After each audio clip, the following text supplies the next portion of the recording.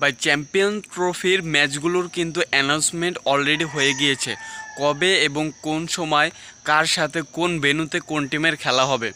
যেখানে কিন্তু আমরা দেখতে পাচ্ছি যে ইন্ডিয়ার যে কটা ম্যাচ তারা কিন্তু সবকটা ম্যাচে খেলবে দুবাই স্টেডিয়ামে, এবং বাংলাদেশ কিন্তু তাদের তিনটে ম্যাচ খেলবে, একটি হলো ইন্ডিয়ার সাথে, একটি হলো নিউজিল্যান্ডের সাথে এবং একটি হলো পাকিস্তানের সাথে।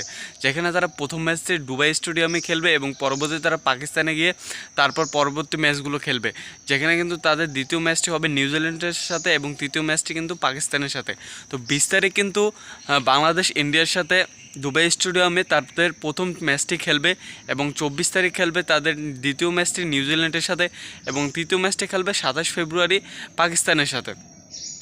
তো দেখছে শেষ পর্যন্ত কিন্তু ইন্ডিয়া তাদের কথাই রাখলো এবং তারা কিন্তু এই মানে পাকিস্তানে তারা খেলতে গেলই না, এবং তারা কিন্তু ঠিক এশিয়া কাপের মতো তারা ওই বাইরেই খেললো, মানে অন্য দেশে কিন্তু তারা খেললো, যেটা কিন্তু আমরা এশিয়া কাপেও দেখেছিলাম। তারা পাকিস্তানে যাবেই না, মানে তাদের যে কোন ভয় আমি সেইটাই বুঝি না। যেখানে পাকিস্তান কিন্তু ইন্ডিয়া এসেছে, যদিও ভয় থাকাটাই স্বাভাবিক, কারণ ইন্ডিয়া পাকিস্তানকে যেইভাবে তুলে ধরে, ইন্ডিয়া কিন্তু পাকিস্তানকে খুব বাজেভাবে তাদের দেশে তুলে ধরে, এবং এটা কিন্তু তাদের দেশের মানুষের জন্য কিন্তু অনেক ভয়ের।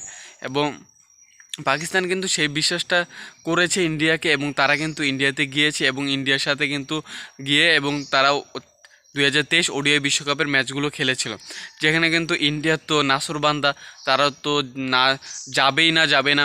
এবং আমরা কিন্তু দেখতে পাচ্ছি পাকিস্তানের ওডিআই স্কোয়াড কিন্তু খুবই শক্তিশালী হয়ে গিয়েছে, কারণ তারা সাউথ আফ্রিকার মাটিতে সাউথ আফ্রিকাকে 3টি ম্যাচ হারিয়ে কিন্তু ওয়াশ খাইয়ে এসেছে এবং সিরিজও জিতে এসেছে। পাকিস্তানেরা বাংলাদেশের অবস্থা কিন্তু প্রায় সেমই বলতে পারেন, কারণ তারা টি-20তে হেরে গিয়েছে এবং আপনার ওডিআই কিন্তু সিরিজ জিতে গিয়েছে, যেটা কিন্তু বাংলাদেশের সাথে হয়েছিল। বাংলাদেশ ওডিআই সিরিজ হেরে গিয়েছে এবং টি-20তে সিরিজ জিতে গিয়েছে। যেখানে কিন্তু আপনি বলতেই পারেন যে পাকিস্তানের লাকটা বেশি ভালো, কারণ সামনে কিন্তু চ্যাম্পিয়ন ট্রফি, যেটা কিন্তু ওডিআই হবে, ঠিক আছে, 50 ওভারে কিন্তু হবে, এবং বাংলাদেশ কিন্তু সেদিক থেকে পিছিয়ে থাকবে, এবং বাংলাদেশের যে ওডিআই স্কোয়াড সেটা কিন্তু বাজে হচ্ছে। এবং আমি মেনে নিচ্ছি মিরাজ ভাইয়ের ক্যাপ্টেন্সি আসলে হয়নি, কারণ তার এটা প্রথম ম্যাচ ভাই, এটা প্রথম ম্যাচে হয়, এটা নিয়ে এখন আপনি তদন্ত করতে পারেন না। কারণ অন্যান্য প্লেয়ারকেও যদি দেখেন, আরও খেলোয়াড়দের, তাহলে কিন্তু দেখবেন তাদের প্রথম ম্যাচে কিন্তু ক্যাপ্টেন্সি ওইভাবে ভালো হয়নি। এবং এটা বলতে হয় যে লিটন দাসের ক্যাপ্টেন্সিটা ভালো হয়েছে, এবং আমরা টি-20তে ওয়েস্ট ইন্ডিজের মতো দানবীয় টিমকে আমরা হারিয়ে দিয়েছি। এবং এইটা ভাববা আপনারা আবার লিটন দাসকে ওয়ানডেতে ক্যাপ্টেন্সি দিয়ে দেন না, এবং তাকে টিমে রেখেন না। এক তো লর্ড শান্ত আছে, তারা তো আর বাদ দেবেন না জানি। এক লর্ড শান্ত আছে এবং আর এক আছে লিটন কুমার দাস। লিটনের চাইতে আমি ভরসা রাখি শান্তর উপরে, কারণ শান্ত যদি আপনি দেখেন, শান্ত কিন্তু মোটামুটি রান করে টিমে, অন্যান্য প্লেয়ারদের থেকে কিন্তু তিনি রান করে, এবং শান্তর ভূমিকা কিন্তু টিমে অপরিসীম।